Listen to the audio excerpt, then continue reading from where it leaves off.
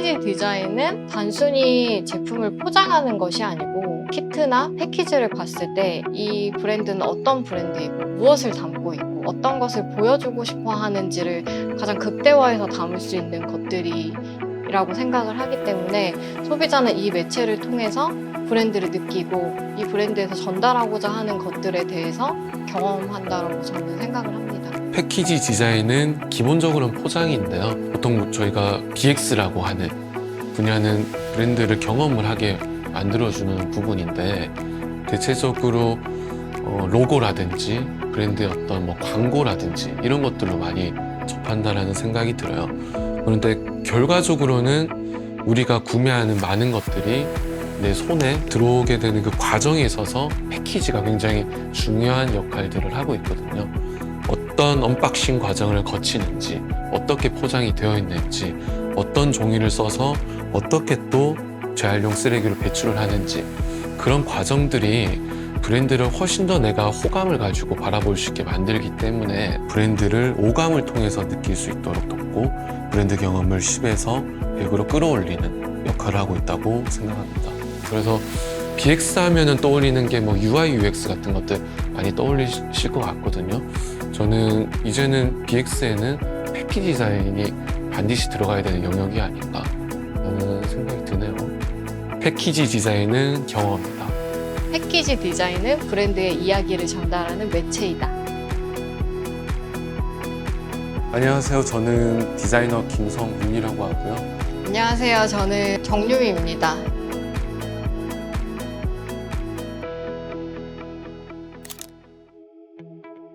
에스쁘아에서 나온 신제품을 홍보하기 위한 브랜드 스페셜 키트였고요. 예전에는 뷰티 브랜드들의 키트가 다소 꾸밈도 많고 화려하기도 하고요. 또 장식적인 요소가 많았었다면은 최근에는 당연히 환경적인 부분들을 더 많이 고려를 해야 되기 때문에 에스쁘아 패키지도 좀 더 환경적으로 고민을 많이 했습니다. 그래서 그 제품 홍보의 목적도 있지만 어떤 효율적인 구성이라고 해야 될까요? 지기 구조에 대한 부분이라든지 그리고 제작하는 과정에서 인쇄나 가공 같은 것들을 최소화시킨다라든지 그리고 종이 컬러와 질감을 그대로 살리기 위한 노력, 브랜드 로고를 형압으로 표현을 한 그런 여러 가지 부분들에 대한 노력이 있었습니다.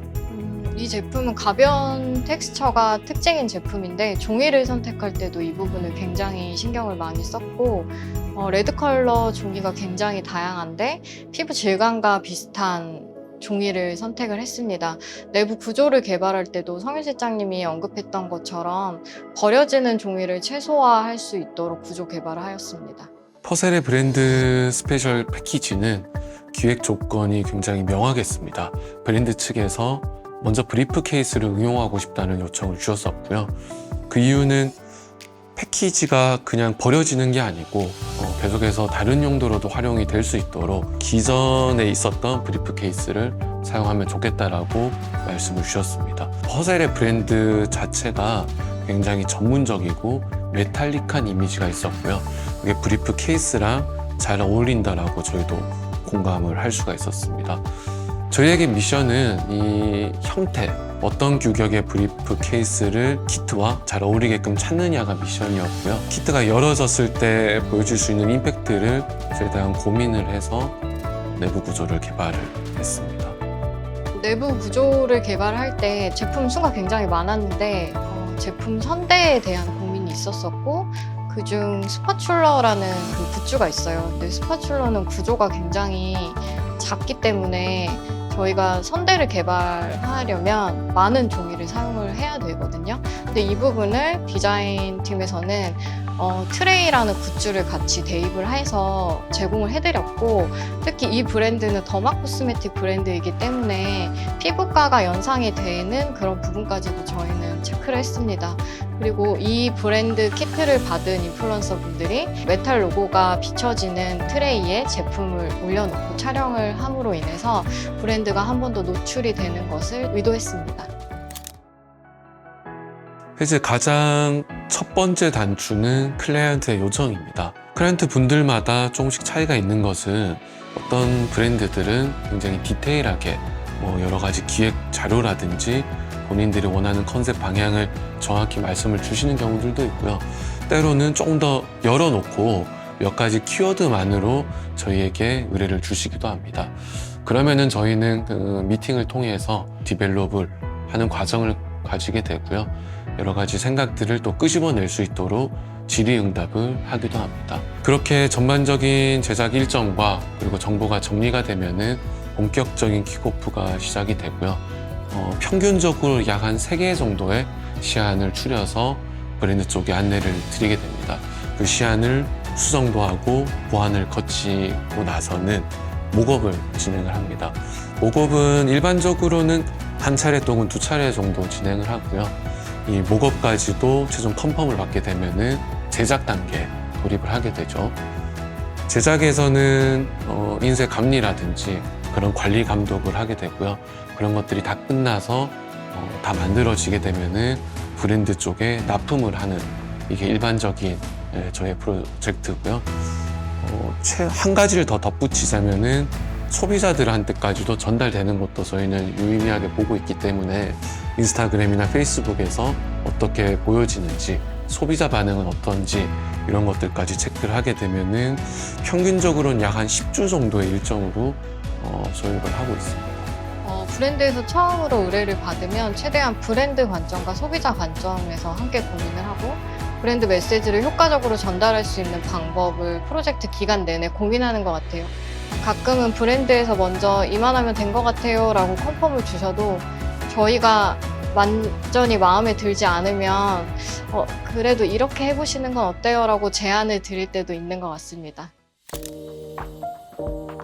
주변에 몇몇 분들이 저희가 쉐어X를 준비한다는 걸 아시고 해제 정보를 이렇게 다 알려주면 비슷한 회사가 많아질 텐데 라고 걱정을 해주시는데 저희는 오히려 그런 곳이 많아질수록 좋을 것 같다라는 생각이 들어요.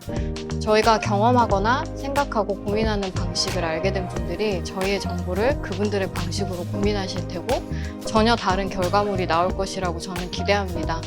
우리 분야의 파이는 확대될 것이고 그렇게 되면 경쟁업체가 아닌 협력업체가 많아지는 셈이니까 결국 다 함께 성장할 수 있는 방법이라고 생각합니다. 제 바람은 가능하시다면은 완강을 많이 해 주셨으면 좋겠습니다. 되도록 저희도 수업에 흥미를 느끼실 수 있도록 이렇게 끝까지 수강하실 수 있도록 커리큘럼을 짜고 있고요. 무엇보다 현장의 리얼리티를 최대한 많이 보여드리고자 노력하고 있습니다. 실제 프로젝트를 진행하다 보면 예기치 않았던 순간들이 굉장히 많이 발생을 하거든요. 그 과정을 저희도 숨기는 게 아니고 날 것 그대로 담아서 현장의 모습을 굉장히 현실적이고 어떻게 보면 깜짝 놀라는 경우들도 많거든요. 그런 것들을 최대한 현실적으로 전달해 드리기 위해서 노력을 하고 있습니다. 그래서 이 수업을 수강하시는 분들이 디자이너들은 혹은 해즈에선 저렇게 업무를 진행을 하고 있구나. 그리고 항상 저렇게 쉽게 하는 건 아니었구나. 어떤 실패도 있었고 실수도 있구나. 근데 거기서 중요한 거는 그 문제들을 어떻게 해결을 하는구나. 그런 과정들을 최대한 생생하고 밀접하게 보여드리고 싶고요. 그렇게 되면은 저희들의 이 과정들에 좀 더 공감하고 매력을 느낄 수 있지 않을까 그렇게 기대하고 있습니다.